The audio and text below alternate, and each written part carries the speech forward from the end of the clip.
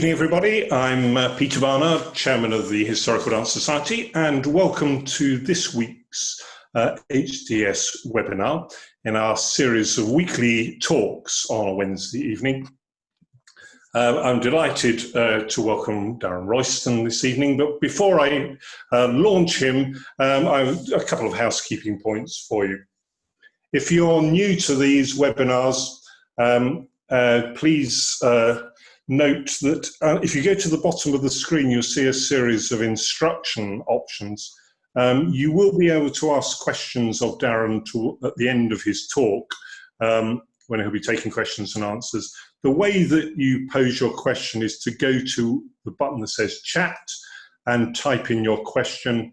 Make sure you press enter, otherwise it will never get received, and make sure it goes to everyone rather than to one named person. I'll be picking those questions up and reading them out for Darren to respond after he's given his talk. Similarly, if there's a problem, if you have an issue, then please raise the question in chat and I'll try and pick it up.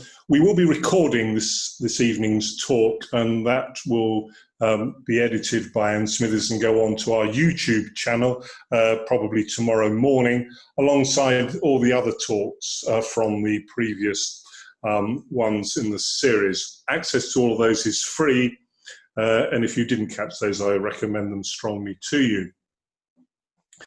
Okay, so I'm delighted to welcome Darren Royce. And Darren is currently in Bangkok, and so he's not quite on our doorstep.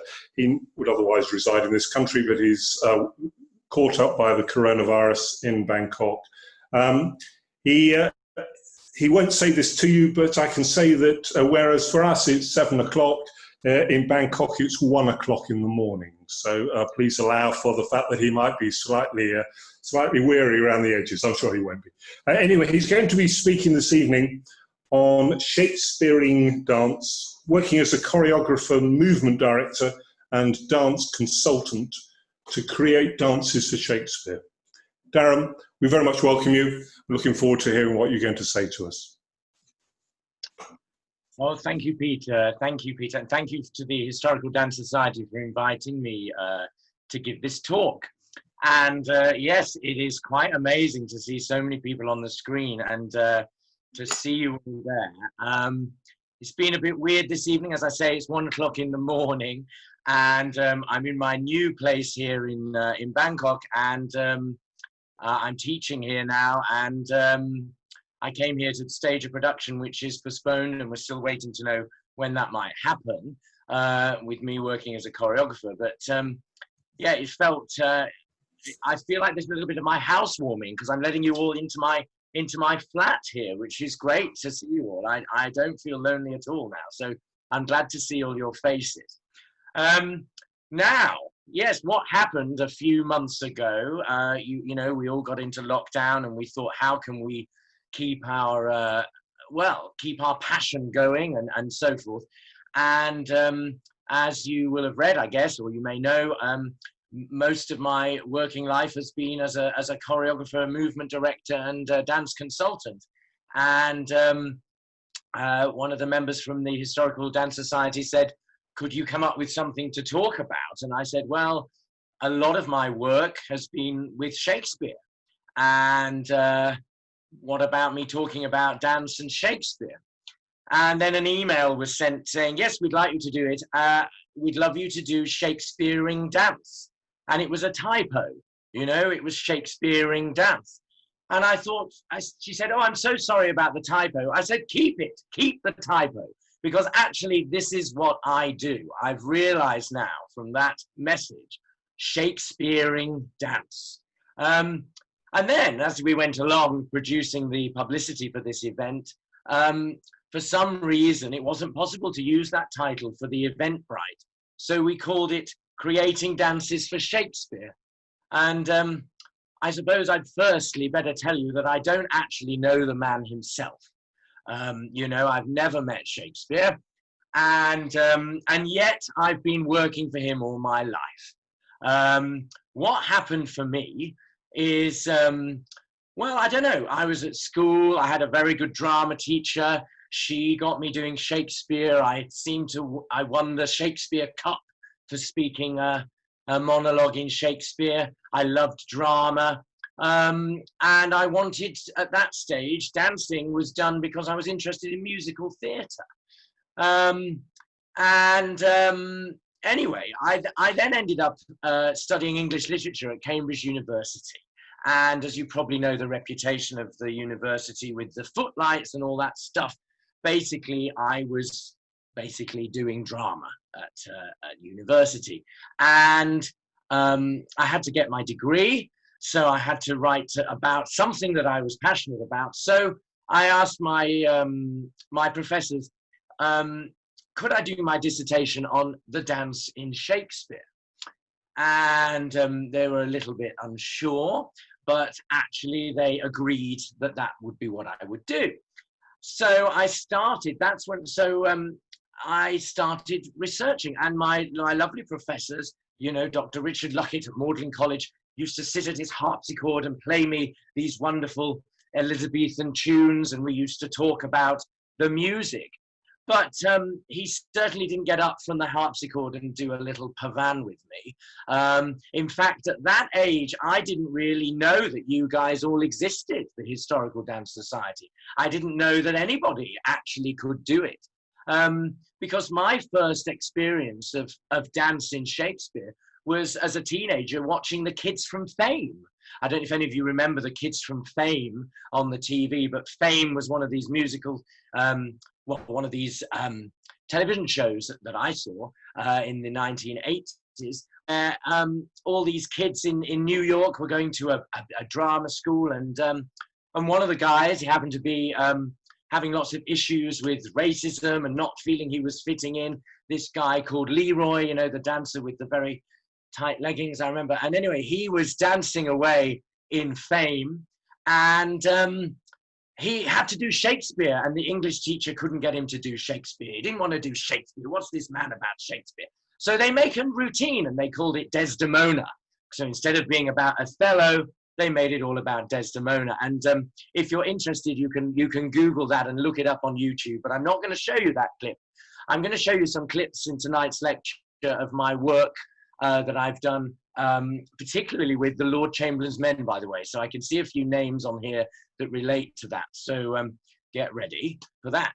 So going back to my little story, what happened was in this watch as a kid, I saw this show, you know, as I say, I'd been doing Shakespeare. And for me, I thought, what's all this movement, choreography? Now, what they did in this show, Desdemona, is it was the 1980s, and they basically put Shakespeare in lycra. You know, they put Shakespeare in lycra. There they were doing the best thing, and they did this amazing horse routine where all the horses came out, and then the ghost came of Desdemona, and it was just the most fantastic thing. I remember seeing it in my living room. And I didn't watch much TV, but I remember hiding behind the sofa for Doctor Who, and then coming out from behind the sofa to get really excited about Fame. So musical theatre, Shakespeare, and here I am learning you know, not believing that anybody knows what they did at all, and in that period.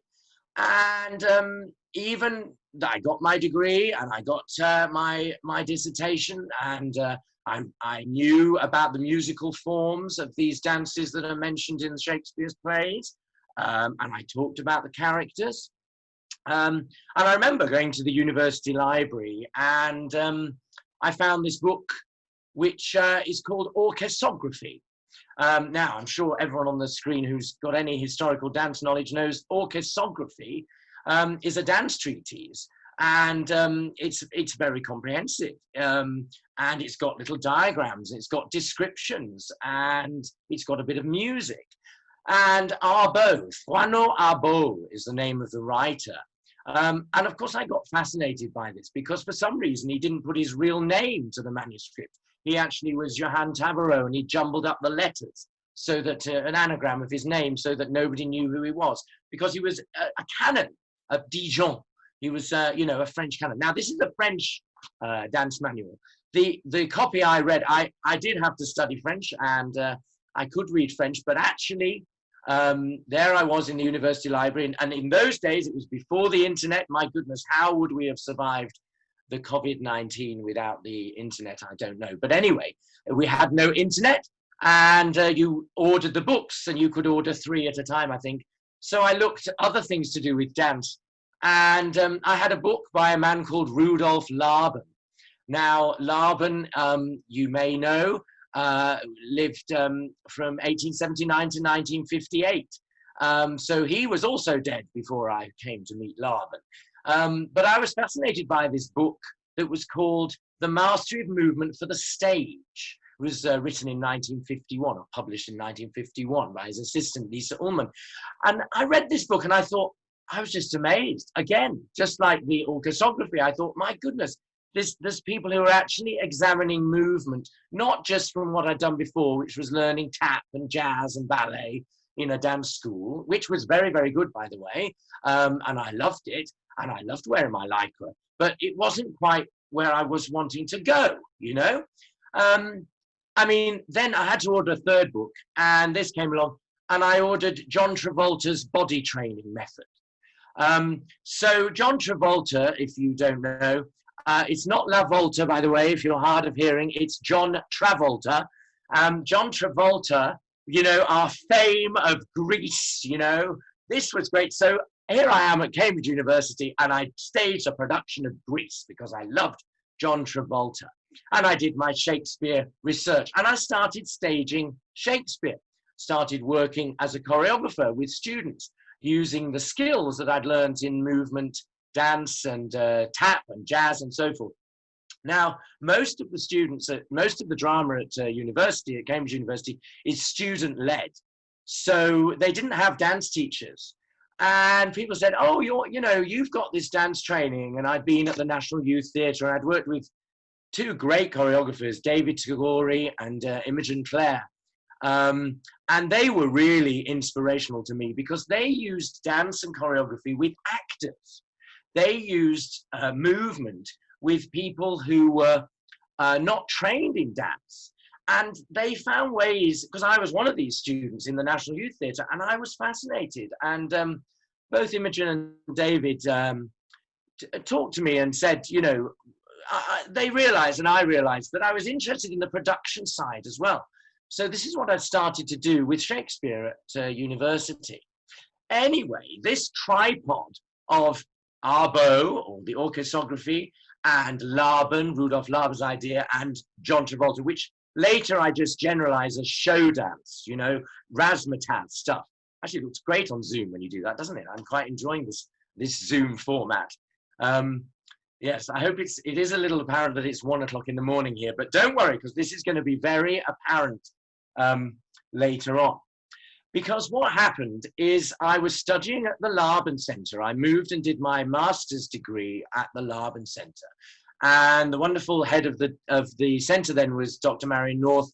The first thing she said is, well, Darren, you won't do anything to do with historical dance. You won't do anything to do with musical theater. You won't do anything to do with drama and acting. You will have to go back and learn to dance as a dancer. And I went back and started contemporary dance as a 24-year-old. But I didn't head in the direction of contemporary dance. I loved the theatre, the acting, the drama, and my master's dissertation became an examination of historical dances used in opera, which was the next thing. Now, obviously, there are Shakespearean operas, but I'm not going to talk about that tonight. What happened is suddenly I saw on a notice board this lovely little piece of paper that said, oh, would you like to dance with Queen Elizabeth I? I thought, well, that's an opportunity you can't miss. I thought, let's go and dance with Queen Elizabeth I. Now, it wasn't Queen Elizabeth I, it was a lady called Peggy Dixon. And she didn't believe that she was Queen Elizabeth I, but she looked very good in the costume, I will tell you now.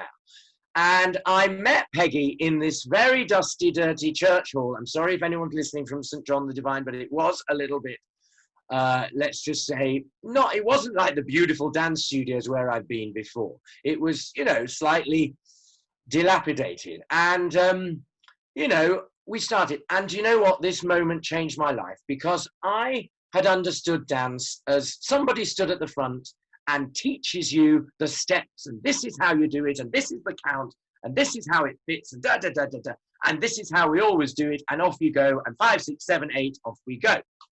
Peggy Dixon did not do that. She was very modern. She had all this modern equipment and music and so forth. She started playing it, and then she just took my hand and she pulled me onto the dance floor. Well, pulled is a bit strong. She just invited me onto the dance floor, and someone else joined my hand. It was a lovely lady, Carol Griffiths, who I still dance with, and we suddenly started doing, which you guys from the Historical Dance Society will know as the farandole, you know, as leading my dance around, following.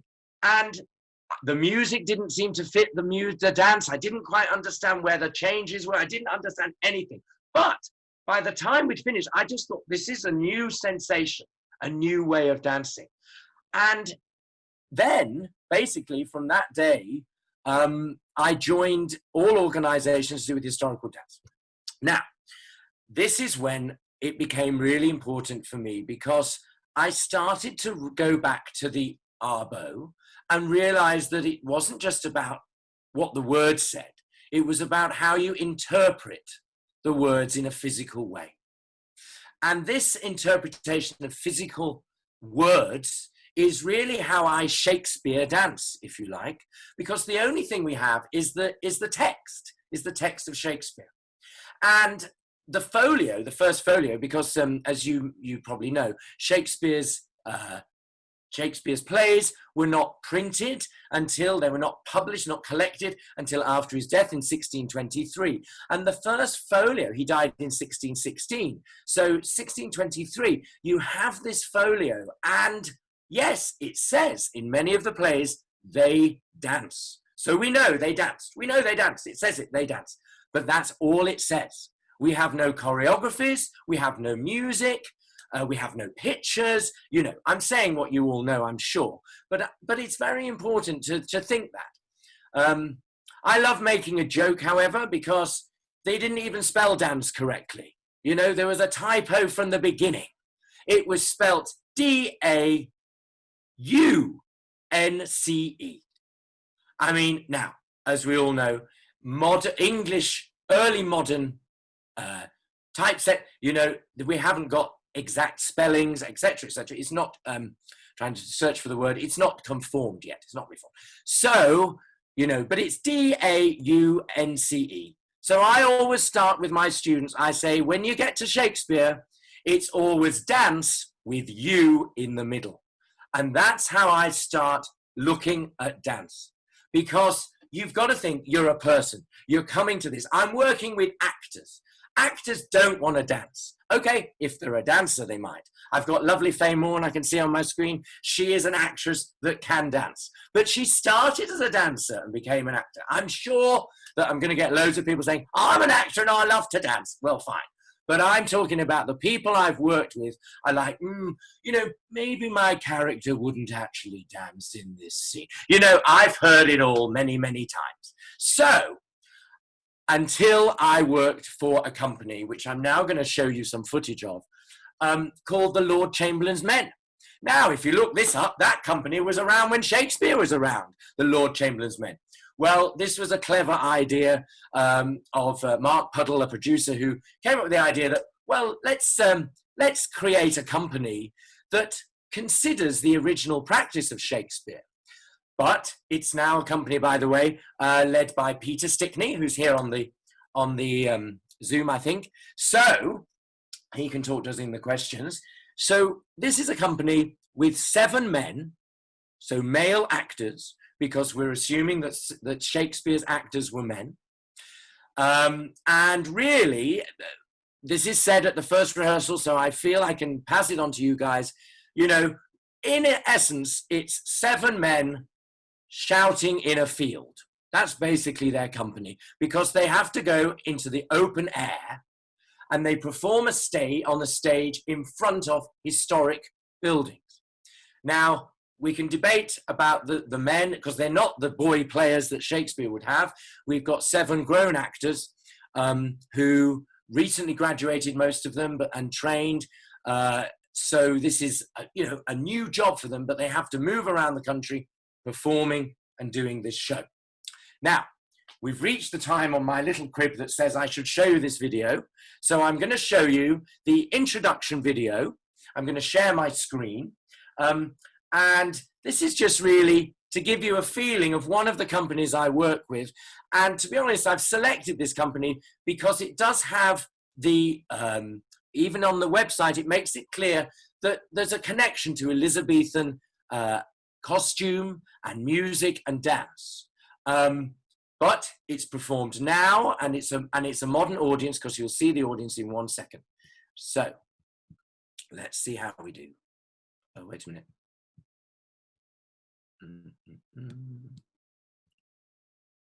Sorry, let's just do that again.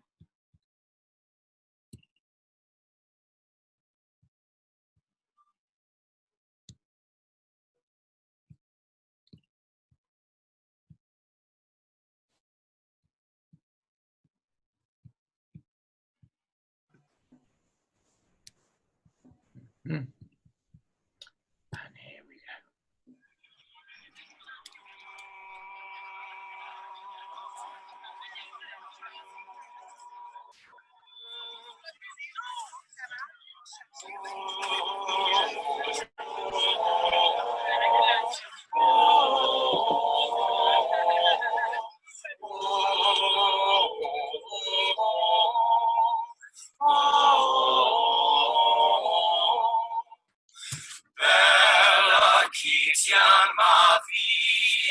Captiva Dantesia, qui malafaravia,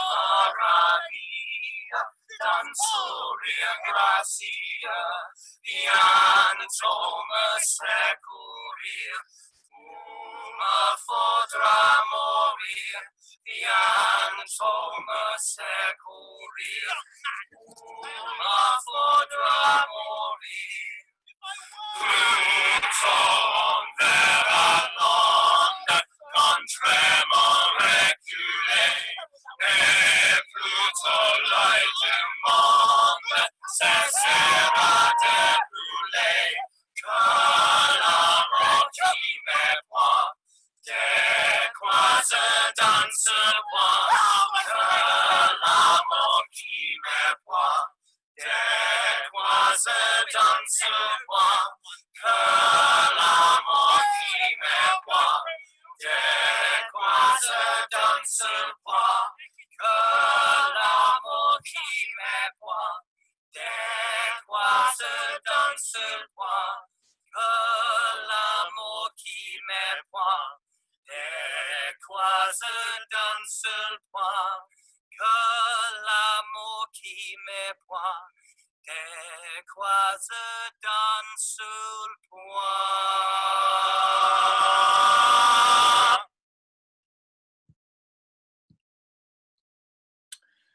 Thank you. So that was now, well, actually, if this was a live class, I would love to see if you knew what play they were promoting.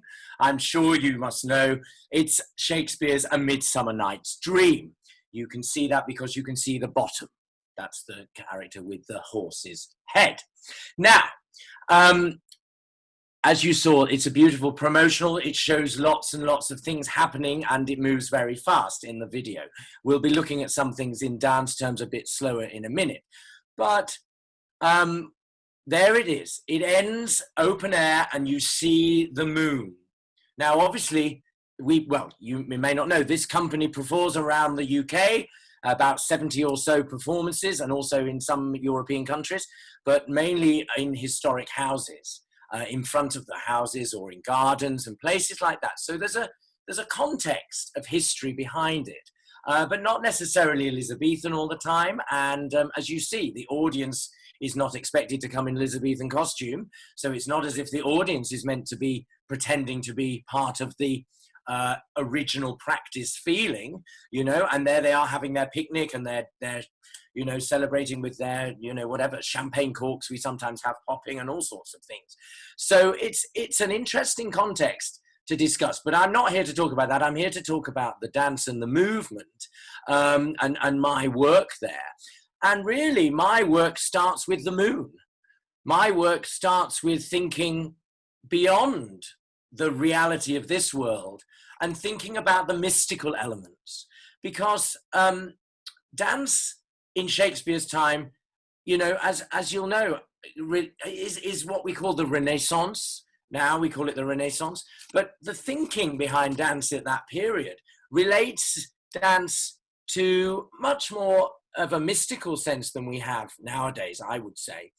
In fact, the plays connect to writings that can go back to the Renaissance, meaning back to the ancient classical world, where you have writers talking about dance in a very poetic way, but also in a whole creative way of how the world began with dancing. And how about Shakespeare? So Shakespeare is Elizabethan. We know that. We know that. So surely we should concentrate on this Elizabethan dance. But if you're a choreographer working with directors, then directors may choose their different periods that they set the play.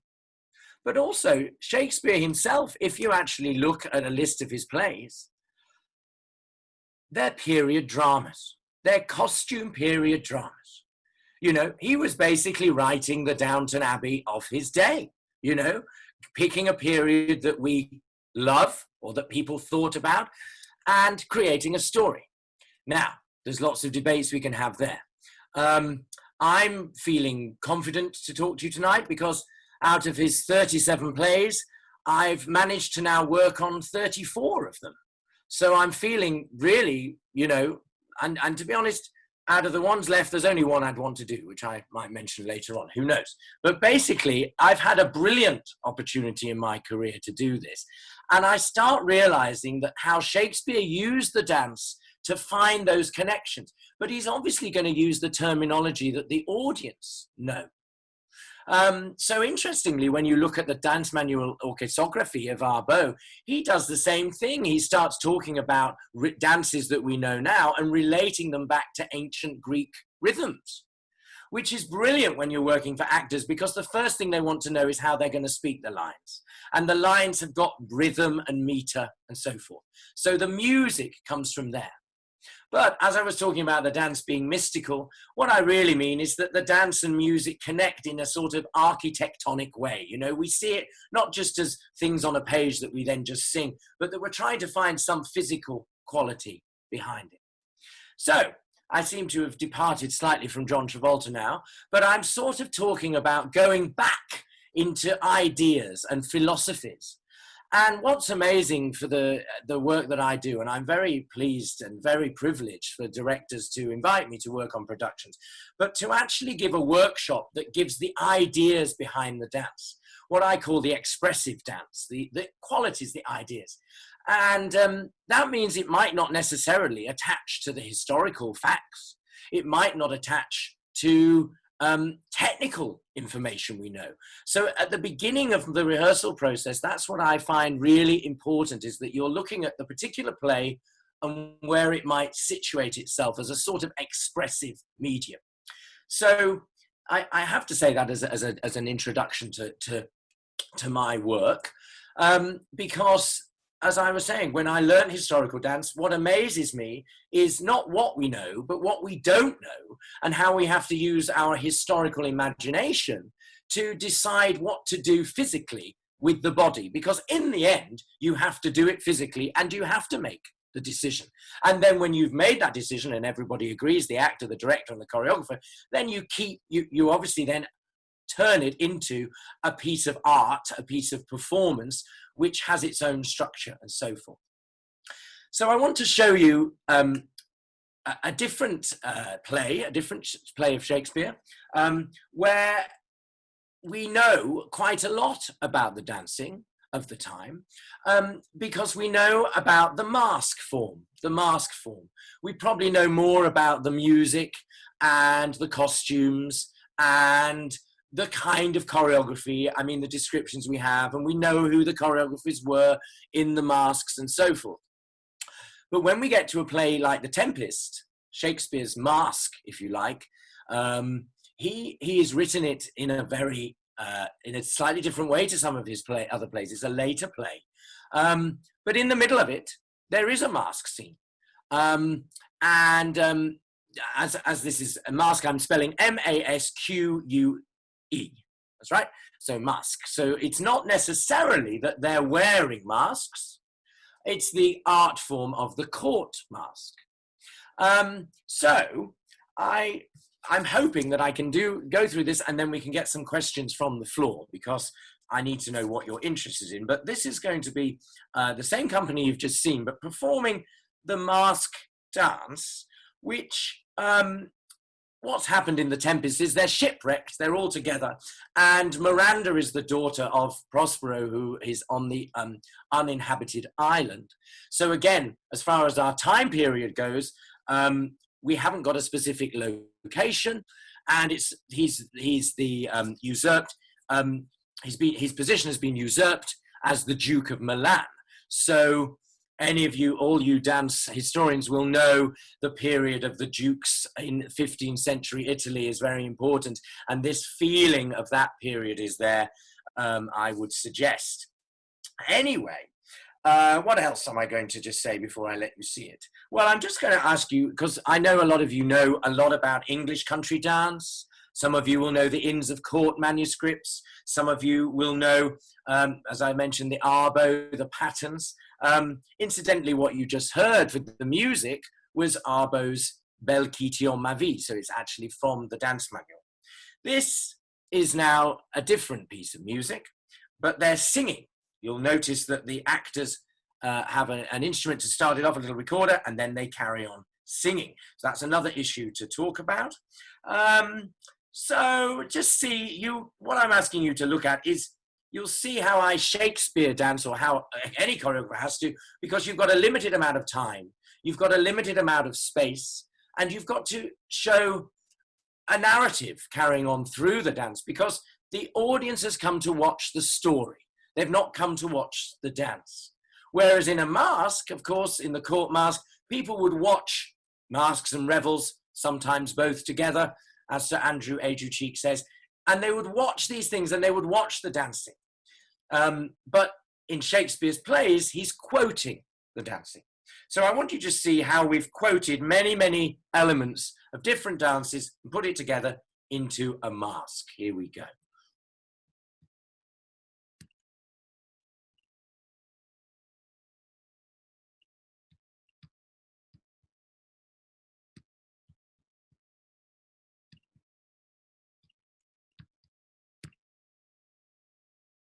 Sweet! Now, silence! Juno and Ceres, whisper seriously. There's something else to do. Hush and be mute, or else our spell is marred. You nymphs called naiads, of the windering brooks, with your sedged crowns and ever harmless looks, leave your crisp channels, and on this green land answer your summons. Juno does command. Come, temperate nymphs, help to celebrate a contract of true love. Be not too late. And these fresh nymphs encounter every one in country footing. Now is the month of May, when merry lads are playing. Fa la la la la la la la, fa la la la la la la. Now is the month of May, when merry lads are playing. Fa la la la la la la la, fa la la la la la. Each with his bonny lass upon the greeny grass. La la la la la la la la la la la. Each with his bonny lass upon the greeny grass. La la la la la la. The spring-clad all in gladness, doth laugh at winter's sadness. La la la la la la la la la la la la la. The spring-clad all in gladness, doth laugh at winter's sadness. La la la la la la la la la la. And to the bagpipe sound, the nymphs tread on their ground. La la la la la la la la. And to the bagpipe sound, the nymphs tread on their ground. La la la la la la la la la. Why then, why sit we we're musing, youth sweet, the life's refusing. Fa la la la la la la la la la la la la. I had forgot that foul conspiracy of the beast, Caliban and his confederates against my life. The minute of their plot is almost come. Say 18 is our speed. Why not? Shall we play body right? No more!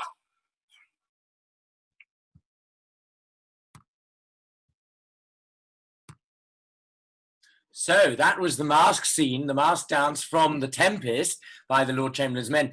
And you saw that Prospero stops the dance at that moment.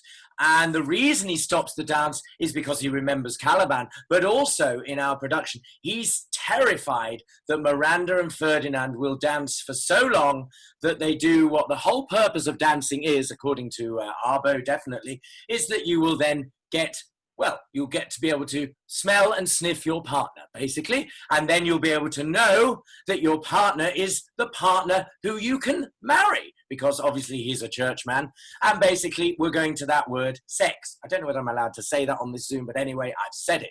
So basically, dance is going towards this idea of two people coupling together in this heterosexual idea that is behind the play of Miranda falling in love with Ferdinand. Now, or Ferdinand falling in love with Miranda, or who knows. But anyway, the point is that there's no one else on that uninhabited island that's worth dancing with anyway. So they dance together, and those three men dressed in dresses are the three goddesses. Now, I know that in, James I's court, they would have been performed by noble women. But in our production, we've got the three grown men, one with a beard. Now, we decided to make him Ceres because, Ceres is about overgrowing and things like that. So it seemed to work quite well. And they're doubling up these actors. So that character playing Ceres, the goddess of the harvest, is also playing Caliban as a monster. So, if we had more time, and you can, first of all, come and see a production sometime, but also all these clips are on the website of the company, and you can see how the characters have to change with their physical use, which, is worked on by me, and also the director obviously is working with the actors, and the actors are contributing. So it's very collaborative in that way. But from my little area that I give, I wanted you to that time to see all the little bits. You can see elements, I'm sure, from country dancing, doubling and siding and arming and so forth. But I need to now say, well, what is justifying my choreographic practice here? And this is where the Laban analysis comes in. Because what we do in the rehearsal room, and I do in my mad, crazy head here, is I think, well, what element works? What kind of spatial patterning? What types of steps fit the character? What types of figures fit the moment? What types of groupings tell us what's happening at that moment in the story and in the dance? And then what can we find within the music? So this wonderful choice that we had for the music of the Merry Month of Maying, which of course doesn't sound at all like a 15th century Italian song, because it isn't. It's an English song of Shakespeare. And here you have the song fa la la la la, fa la la la la la. And of course, there's been much writing by musicologists about how that connects to some sort of, let's just call it intimate behavior with two people. So basically, as they're dancing fa la la la la, you see these getting jolly and jolly, and they're getting closer and closer, and the hands are touching, and we have all the ideas of courtly love and how you touch. And this brings me to the most important thing that I think is in Shakespeare. The most important thing that we need to keep alive, and I believe we do this in historical dance, is the power of the reverence. The reverence. One student just the other day said to me, I was in an online class, and she said, do I have to do a reverence at the beginning of every dance? And I said, yes, you do. And the choreographies that have so many reverences within them, Reverence, bows and courtesies.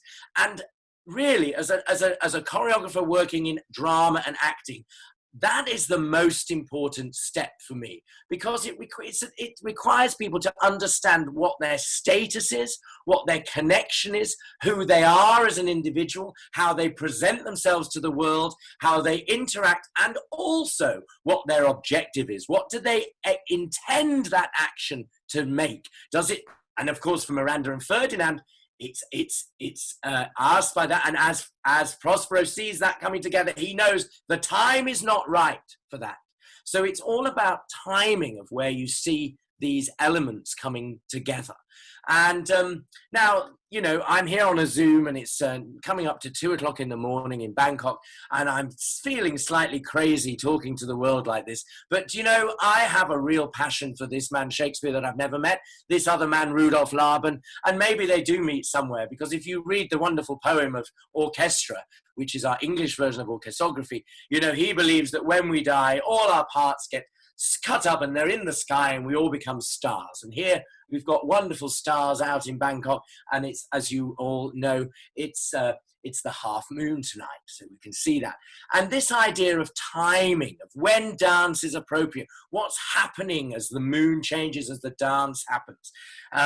Now, I believe that the actors of Shakespeare were, you know, the first actors of Shakespeare were able to adapt from being the courtly dance, the country dance, the different characters. Now, we do know that characters like, or actors like Will Kemp were, you know, expert at dance. We know that he did his jig all the way to Norwich, and we know that there's music written about Will Kemp's jig and so forth. And there's lots of thinking that maybe he was a choreographer figure.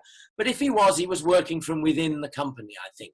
And I just, you know, that's a question really for us to keep thinking about. How do people know about this dancing? And I think the theatre allowed people to see courtly dancing, and for the actors, you know, would have connected to that and so forth. Now, we're running out of time for you to get some questions in. So with all that I've said, I want to just show you the final part of Midsummer Night's Dream, the finale, which we did in the production of the Lord Chamberlain's Men production of A Midsummer Night's Dream last year. And I just want you to just see how the play develops, and we bring things together in that. And hopefully you can fire some questions to me and I can help you in whatever way. But I just wanted to say that, well, let me see, what did I want to say about this one? I needed to say, oh yes, I just thought you'd just see how it starts off with Theseus and Hippolyta, who have married and start the play. And then they leave the stage, and they are the actors that come back as Oberon and Titania. So they've been doubling up throughout the play. It's often done that way, but in a way, we've seen in the play how the fighting of the Fairy King and Fairy Queen has been shown in them not dancing. You may know that Shakespeare loves his puns. And when Titania says, you know, asks Oberon to come and dance with the fairies, their whistling their ringlets to the whistling wind, because with thy brawls thou hast disturbed our sport, she says to Oberon. And all of you will know that the French dance, the brawl, is so badly pronounced in England that it becomes known as the brawl.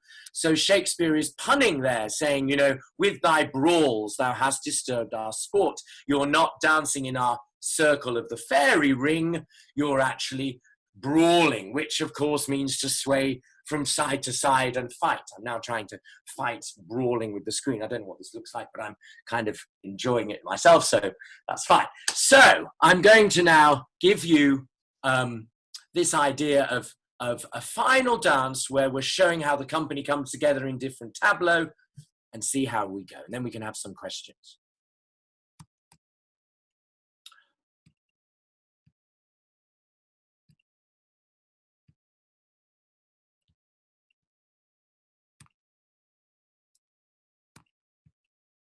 Sweet friends, to bed.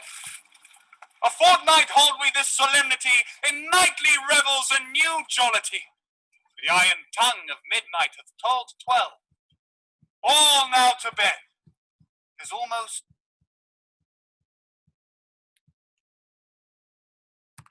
fairy time.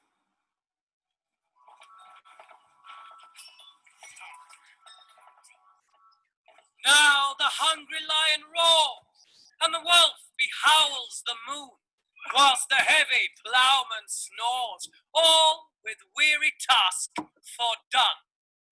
Now the wasted brands do glow, whilst the screech owl, screeching loud, puts the wretch that lies in woe in remembrance of a shroud.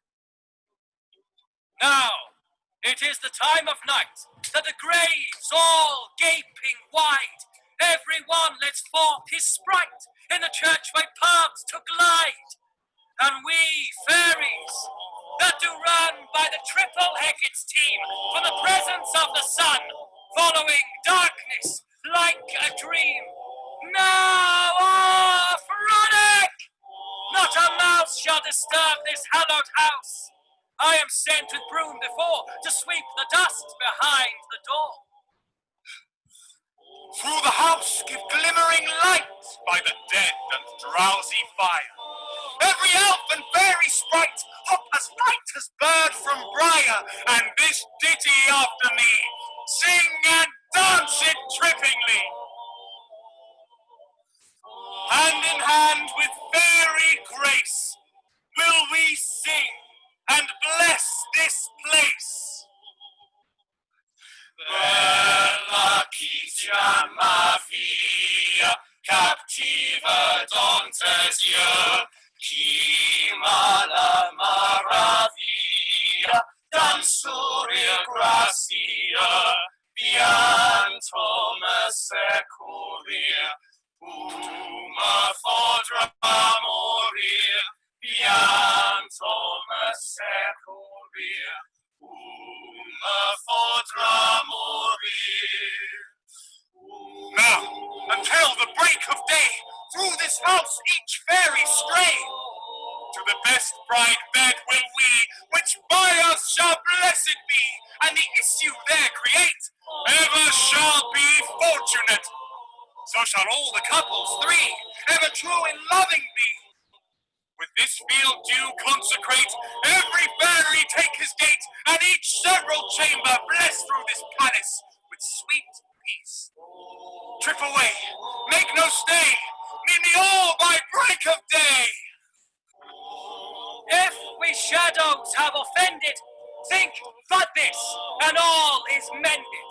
That you have but slumbered here, while these visions did appear. And this weak and idle theme, no more yielding but a dream. Gentles, do not reprehend. If you pardon, we will mend. And as I am an honest puck, if we have an honest luck now to escape the serpent's tongue, we will make amends ere long, or else the puck a liar call. So good night, and to you all. Give me your hands if we be friends, and Robin shall restore amends. Pluton veralonde, contremor regule, et Pluton light du monde, cessera de brûler, que l'amour qui m'éploie, décroise d'un seul point, que l'amour qui m'éploie, décroise d'un seul point, que l'amour qui m'éploie, décroise d'un seul point, que l'amour qui m'éploie, décroise d'un seul point, que l'amour qui m'éploie, décroise d'un seul point, que l'amour qui m'éploie, décroise d'un seul point.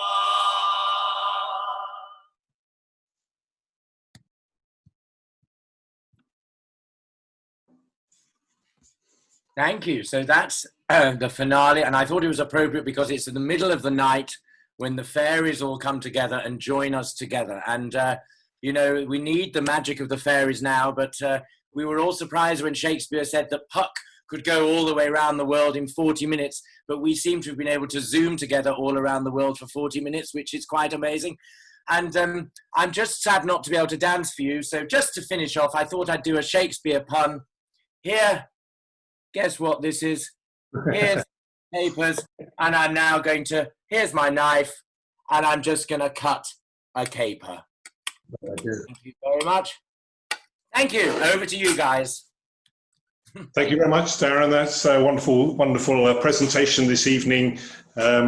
Lots for us to think about. So for everybody else, this is your opportunity to get your questions down in the chat box and I'll relay them to Darren. We'll try and get through as many as we can do in the next 10 minutes. So I'll pick out the first one. Anne Hinchliffe asks about the extent to which you think that Shakespeare enjoyed dancing. And I wondered, you may well say yes, and I wondered then what evidence you might have to show that he did enjoy dancing. Well, I have no idea, but I have one idea that I must say, and that is what I haven't mentioned. There are characters that do not dance, and that's a very important thing in the play. You know, we have a general idea and we say, you know, as we teach children really, we say, oh, whole harmony is restored at the end, you know, and, you know, I don't know what everyone's beliefs are, but, you know, if you think of a play like Much Ado About Nothing, then Don John does not dance in the ball and does not return and does not dance in the final scene. And maybe that's a good part for Shakespeare to take if he's going to step outside and watch his actors. Who knows? Maybe Shakespeare couldn't dance himself. You know, I'm often amazed that Johann Strauss, you know, the great waltz king, couldn't actually dance the waltz at all. He couldn't dance himself. And yet he wrote so many waltzes. So I've no idea about Shakespeare. What I do know is that he knew the technical language. He knew the poetic qualities of the dance. He knew about the rhythms and how he put it in his poetry. And he clearly knew how the whole hierarchy works because, you know, when he mentions in Midsummer Night's Dream, the Bergamo mask, he knows about a very specific thing that's happening in Bergamo in Italy. So he clearly got his information from somewhere. I would love to think that he danced. I'd love to think that he was the John Travolta of the day, but who knows? Thank you. Jennifer Meller asks a slightly longer question. If you bear with me, I'll read it out to you. She says, I'm sure you are familiar with the notated dances from Caruso, Domenico, etc. et al. So I'm wondering if you can be a little more specific about how you might adapt this style for the stage using the mystical principles which you spoke in the early part of the lecture. I can. I can also take this moment to plug my book called Dramatic Dance, which has a whole chapter on how I have seen the 15th century dances, looking at, you know, the different rhythms from Bassa Danza to Piva, how if you overlay that whole structure of rhythm onto what was then seen as the astronomical view of the world, then you can see how the different planets connect to those different rhythms. Now, this is absolutely brilliant for drama because then you can actually explain how the different characters, there are 7 planets in the Renaissance world, and there are 7 ages of men in Shakespeare, and there's 7 concepts. I mean, you know, of course you can add more, you can take more away, but this is, and it's one person's simplistic view. And my book is called An Actor's Approach to Dance as Dramatic Art. It's not a dance historian's book. And it's work that I did at RADA with the drama schools for over 2 decades. But basically, it's to show that if you're thinking of dance just as something physical of the body now, then you can only go down the route towards sex. But if you actually believe that the body can then connect to the soul, and that connects to, you know, a Neoplatonic idea of the world soul, then you can see that the dance is going in a different direction. So I think this idea of going to the base and going to the height is very important. And my whole concept of Bassa Danza, well, not my concept, I'm not claiming any concept of my own, but the ideas that I've taken from people who've taught me of Bassa Danza, how noble dance can be seen as base when Shakespeare uses that word and plays with that. I think the discussions are about where, you know, where the movement connects to a whole world order. So that's where I'm starting from as a philosopher. And what I'm finding is that when you look at those dances, particularly the Domenico, you know, the earlier 15th century, particularly those dances where you have the changes of rhythms, then you can see that that's a dramatic moment.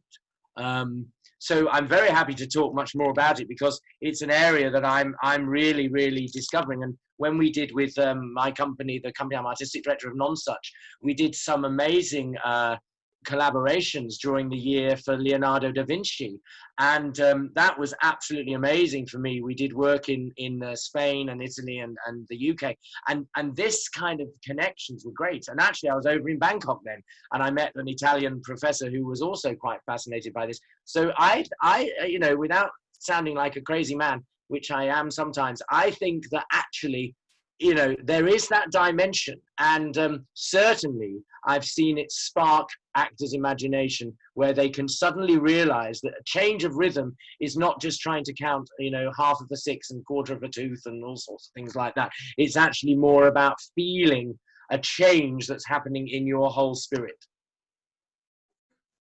Something occurred to me, Darren, when I was watching the second video, the one with Thomas Morley's "Now Is the Month of May," and then it was reinforced really when you showed the third clip, and it was about the process that you, as the dance consultant for a production, are being asked to play. And this is about decision making for you. That is my question.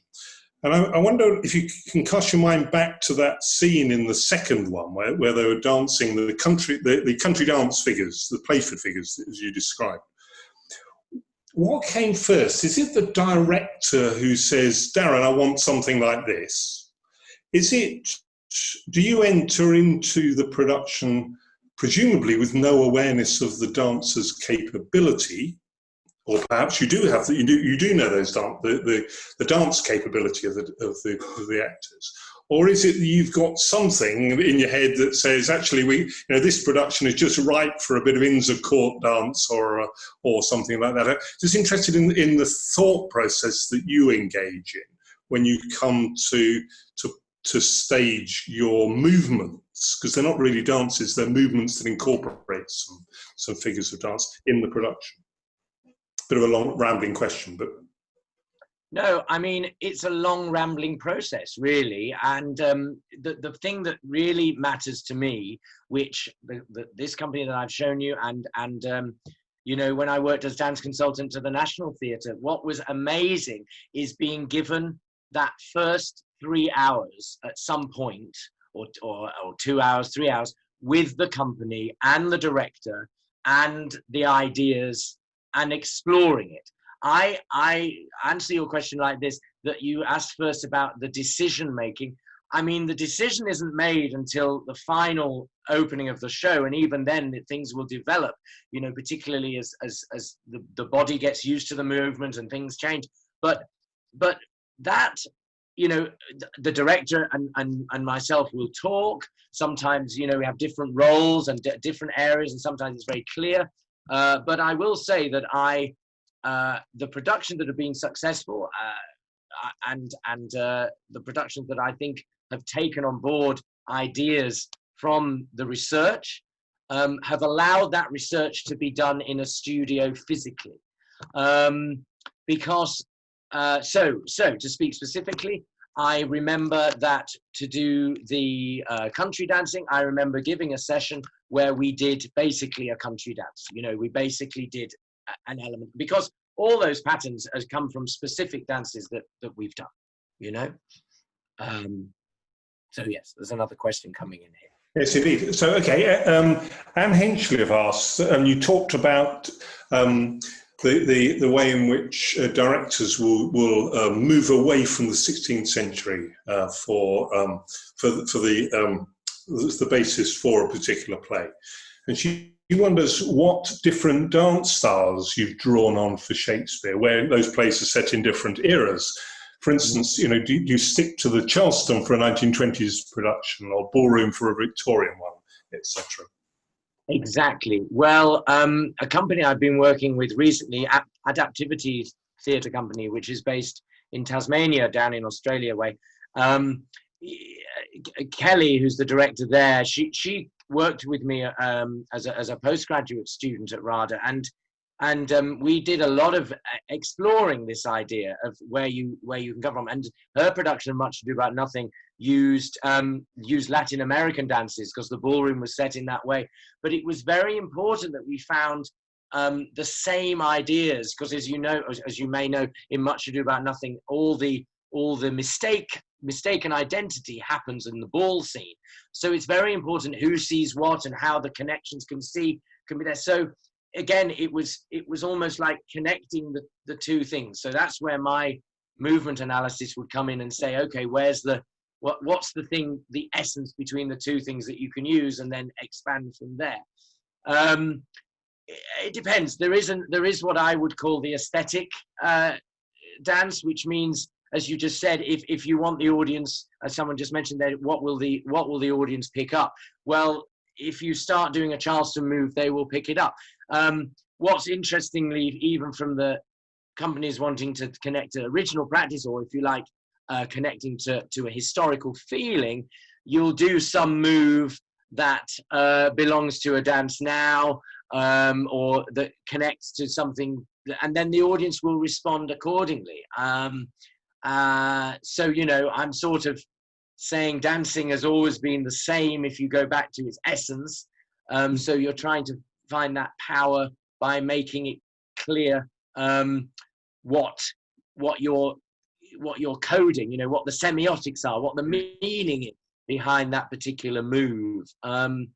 But, you know, in other words, is it comic or whatever? So, for instance, in Midsummer Night's Dream, when Bottom is dancing, he's doing the steps of the Galliard, but it doesn't matter whether the audience knows it's a Galliard or not. What they're seeing is this man that was quite, you know, wasn't able to kick his legs before, and suddenly as a donkey, he's got this amazing kick, and it looks like he's doing a dance that would impress you. And similarly for a character like Sir Andrew Aguecheek, who tells us he's dancing the best Galliard ever, but I'm sure the audience must think that is not the best Galliard ever, even if they've never seen the best Galliard ever. Yes, indeed, because the modern audiences aren't guaranteed to pick up on all the references and the nuances, are they? In comparison with an audience of the time, who would, of course, understood the reference to the brawl, the Galliards, the Syncopates, etc. Yeah. I have one final question in that case from Inez, and she says, are there any sources for noble women, or a noble woman, I think, dancing the goddesses that you're aware of? Well, in the masks, the court masks, that's where we have that's where they would appear as goddesses. You know, I mean, we know that James's Queen Anne presents herself as a figure. I mean, I'm wondering if you're very specific about, is it a goddess or not? But definitely there are. Yes, I mean, you just have to look at all the. I mean, Anne Day's research into the masks will give you very specific. Look, there it is. Look for Dr. Anne Day's forthcoming book. Book as well as Darren's. There we go. Exactly. On that note, a big thank you to Darren for a splendid talk, and also for engaging so well and articulately with the questions. Thank you, Darren. Just before everyone else departs, as I said, for those of you who are members of the Historical Dance Society, and if you're not, this is a wonderful opportunity to join up and pay your subscription, which is a modest sum. You can do that through our website. For those who are members, you'll get my weekly blog tomorrow, and within that will be a reference to where you can see this talk again. If you're not a member, this talk will appear on our YouTube channel, together with the other talks, and also the dance instructional videos that we've been putting up there since lockdown. Well worth a look. This is the last of the weekly series of lectures this summer. We'll be moving from now to a once-a-month format, where we'll be working on the third Wednesday of the night, 7 o'clock UK time.